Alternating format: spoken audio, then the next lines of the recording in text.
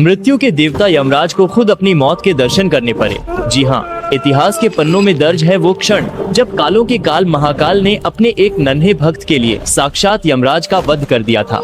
यह गाथा शुरू होती है ऋषि मृकंडू और उनकी पत्नी मरुद्वती की अटूट श्रद्धा से, जिन्हें महादेव ने एक कठिन चुनाव दिया था, या तो एक दीर्घायु वाला मूर्ख पुत्र या मात्र 16 वर्ष की आयु वाला परम ज्ञानी बालक।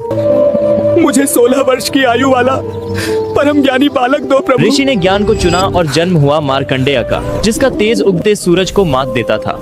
जैसे जैसे काल का पहिया घूमा और मार्कंडेय की आयु का 16वां वर्ष निकट आया, माता पिता की आंखों के आंसू समंदर बन गए। लेकिन जब उस बालक को अपनी अल्पायु का सत्य पता चला तो वह डरा नहीं बल्कि महाकाल की शरण में निकल पड़ा।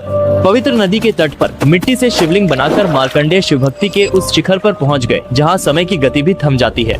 3 दिन बीते और अंततः वही हुआ जिसका डर था। यमराज के दूत उस बालक के प्राण हरने आए, परंतु मार्कंडेय के चारों ओर भक्ति का ऐसा अभेद्य कवच था जिसे यमदूत छू तक न सके। अंत में क्रोध से लाल आंखें लिए स्वयं धर्मराज यम अपनी भैंसे पर सवार होकर प्रकट हुए। उन्होंने अपना घातक कालपाश हवा में लहराया और जैसे ही उसे मार्कंडेय की ओर फेंका, यमराज का वो फंदा बालक के गले के साथ साक्षात शिवलिंग पर जा गिरा और यही उनकी सबसे बड़ी भूल सिद्ध हुई। एक भयंकर गर्जना के साथ शिवलिंग फटा, ब्रह्मांड थर्रा उठा और प्रकट हुए त्रिनेत्रधारी महाकाल। महादेव का क्रोध देख दिशाएं कांपने लगीं। उन्होंने यमराज की छाती पर ऐसा प्रहार किया कि यमराज के प्राण पखेरु उड़ गए।